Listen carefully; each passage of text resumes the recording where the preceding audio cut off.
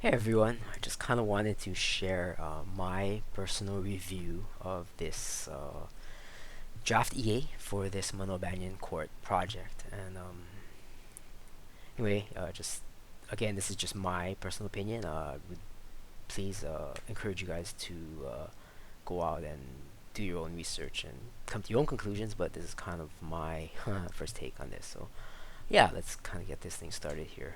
First off, this first picture, it comes up a lot. This is like a artist's rendition, and I think as we get further into this, this kind of view of what it'll look like when it's done is not really realistic. The arborist report only identified 35 potential trees to save out of the 8 acres. So it's essentially calling for removing a lot of the invasive trees, which is 90, maybe 95%. So this site is going to almost be fully cleared with save maybe 10 trees, and maybe as they build, they might plant new things, landscape. But I mean, it's not going to be these mature trees that can block a 32-foot building. So somewhat misleading, but maybe an artist's rendering of in the 50 years, after this thing is done. So anyway, just picture comes up a lot. It's kind of funny.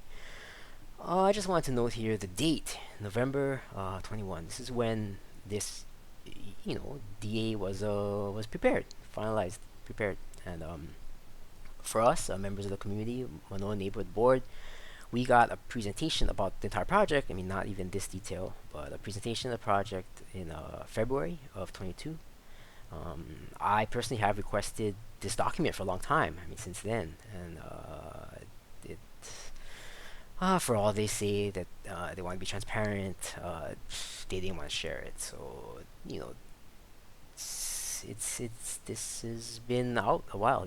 People have been thinking about this and working on this, and this, I feel like it's late in the game to bring in to actually finally start sharing with the public. But it is, I guess, what it is already. So let's start kind of just going through this. Maybe in another video I'll do more details. I just want to kind of get started with this summary, kind of share what this thing's all about here.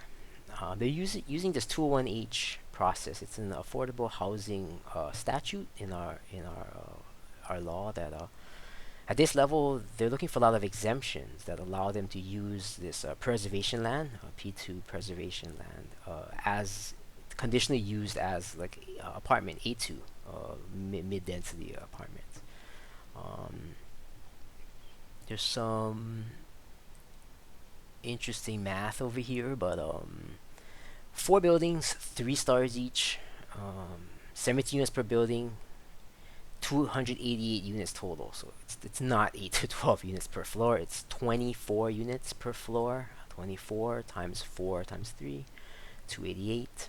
They're gonna provide 185 parking spaces. 20 of those are actually marked for the triangle, which is not. It's kind of across the street from the housing. So maybe 165. Um, so not enough parking for every resident. They can debate whether or not if that's enough or not enough, but it's not like each unit will have a parking. Not even close. The part I really wanted to bring up here about the summary is interesting to me.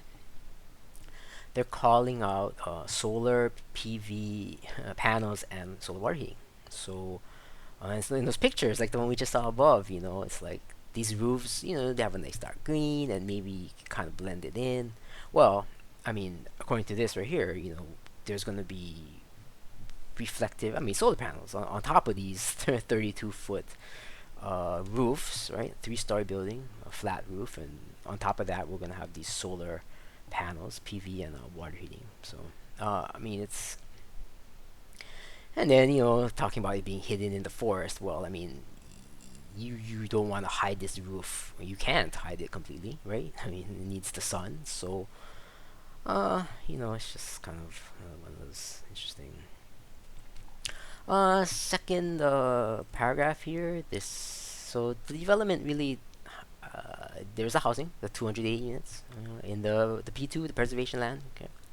On the other side of the street, there's a small triangle, East Manoa Road, and they're planning a community center with a convenience store, classrooms. So it's they're planning a commercial and business type of buildings across the street, and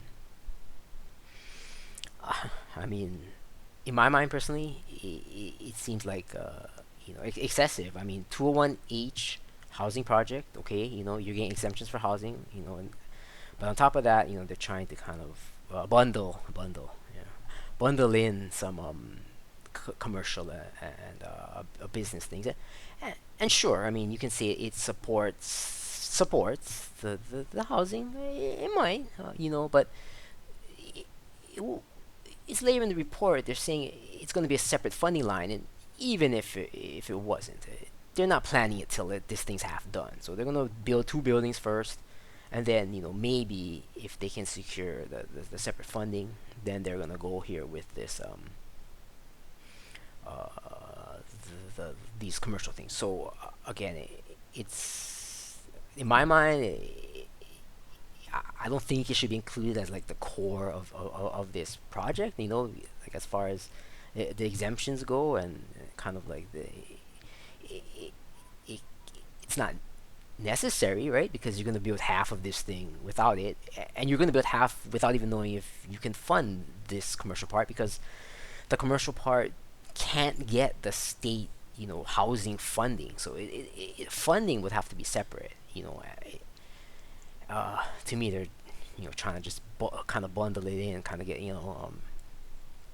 shoehorn this entire exemption together. I thought it's kind of a bit much there, to me, anyway. And I just wanted to point out in this summary, kind of spoiler alert here, is that this 169-page document, well, with appendices, is going to anticipate finding of no significant impact. So they're gonna claim through this document that if you convert 8 acres of naturally forested area and you convert it to 4 buildings, 4 apartment buildings with 3 stories, supporting parking lots. There's going to be a few and other you know buildings for gathering spots or whatnot. They're going to claim that doing all of this is going to have no significant impact. So it's kind of interesting. Maybe worth noting here, this is a environmental assessment, so this is not a full-blown EIS impact study. So this is kind of the preparer, the writer of this assessment, has some artistic license, let's say, to craft the impact, kind of, or the possible impact, sort of in a way that in the way of their choosing, I guess. So there are a lot of there is good data in here, and I think all the data in here is probably factual. There's a lot of experts, that were consulted, and I believe, hey, these guys are, they're well upstanding and great, I'm sure experts. But the issue, at least at a high level to me, is that you can take in each of these parts, you can take this expert data and this expert reviews, and you can, as the overall preparer, you're able to still kind of craft what that data means in this DEA. So I mean, if you're out there thinking that, hey, I saw these experts and this they did the DEA and it's saying no impact, so I trust them.